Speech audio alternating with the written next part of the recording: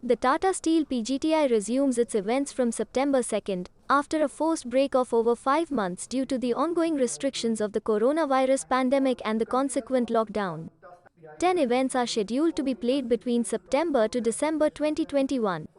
Speaking to the media, former Indian cricketer and board member PGTI Kapil Dev and CEO of PGTI Uttam Mandi spoke about the PGTI calendar and the performance of golfers at the Tokyo Olympics.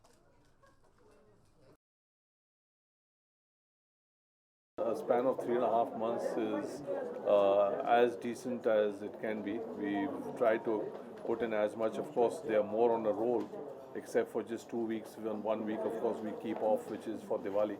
But apart from that, I think it's a pretty good schedule. And we just hope that we keep the momentum up for the 22 season. I must say that our girl, little girl, not little, Aditi just missed a medal. It would have been a total different story had she won, but theek hai. Only I want to talk to the media is like, at this stage, we need the sport. अगर आपकी support होगी तो शायद we can bring more champion player in our country. So it's very, very important, and I want to say the new partner coming, thank you very much, you are coming, and American Express. I think it's only shows that it's not the government, what we can, or the corporate can really help a tournament like this, or the entire year they will get the branding. Uttam, good luck. I like to so happy coming after so long and seeing so many faces. Thank you very much. I think firstly, he was a very deserving player because he played his heart out in those tournaments. And he was right up there. But unfortunately, because of the pandemic, we could not put up enough events for him at that point of time, or rather, he could not get into any events in Europe. Though we did try, but in spite of that, he did make it for the Olympics. I think I was so happy and glad that he did because, like I said, he was right up there, had the events.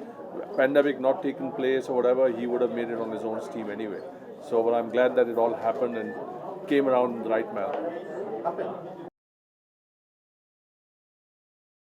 I don't know if I agree with them or not because the golf need a space and the ball is very tiny, and if somebody get injured with that, it can backfire. Yes, you can have a net, you can have a room and practice inside.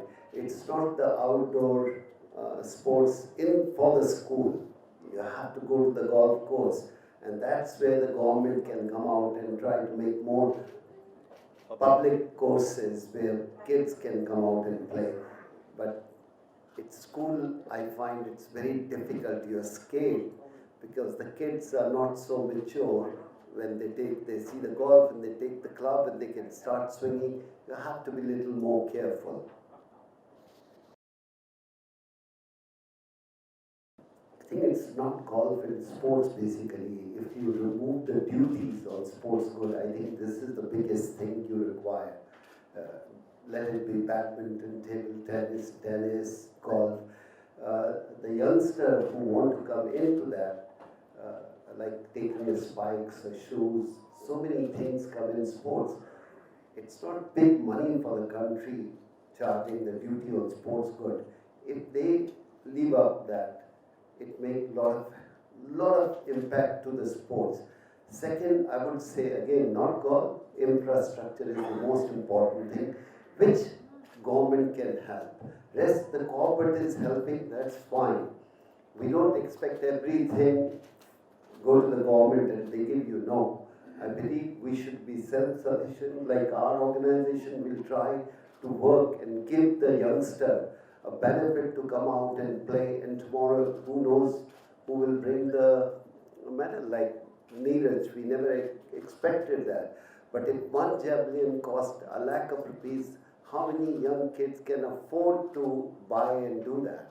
So I think it's only thing is on government we can ask them should put no duties on the sports good, maybe shoes, maybe turf or maybe anything.